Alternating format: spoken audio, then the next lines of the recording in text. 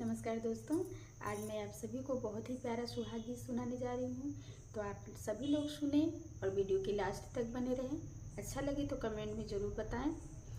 धनेवा माँ ओइलर बोले, धनेवा माँ कोइलर बोले, धनेवा माँ कोइलर बोले हो। सखिया वही बीच बैठा डेलहुआ, तो कोने माँ बैठाय दियो रे। सखिया वही बीच बैठा डेलहुआ, तो कोने माँ बैठा दियो रे। मड़ई राती बैठे, मड़ई बाराती बैठे, मड़ई बाराती बैठे, दूल्हे के पिता बैठे, दूल्हे के भाई बैठे हो। सखिया उहे निपुचहिया समधिया, तो कोने माँ बैठा दियो रे। मड़ई राती बैठे, मड़ई बाराती बैठे, मड़ई बाराती बैठे, दूल्हा के आजा बैठे, दूल्हा के भैया बैठे हो। सखिया उहे निपुचहिया समधिया, तो ओरी की बैठाय दियो रे। सखिया उहे निपुचहिया समधिया, तो ओरी की बैठा दियो रे। शोभवासी दुल्हे उठे लखी, अखिया जो लाल भाई, अखिया वे लाल भाई हो। सखिया एको पलक नहीं भाजे, ससुर जी से पूछन लागे हो।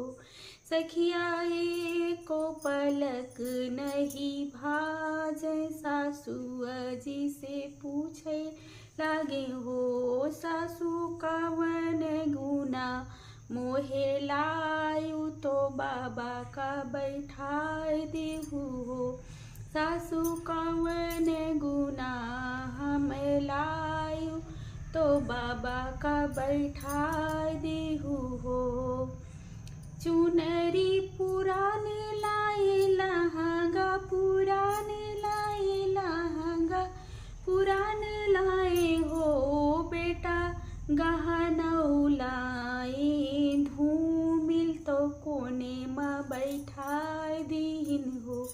बेटा गहना लाए, धूमिल तो कोने माँ बैठाय दीन हो।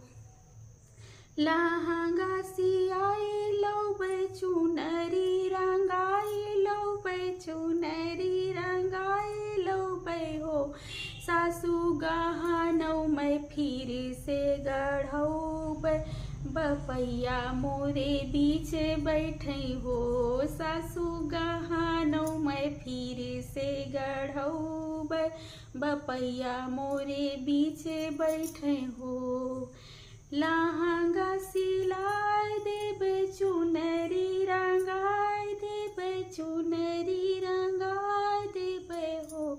सासू गहनौ में फिर से गढ़ौ बे, बपैया मोरे बीचे बैठे हो। सासू गहनौ में फिर से गढ़ौ बे, बपैया मोरे बीचे बैठे हो।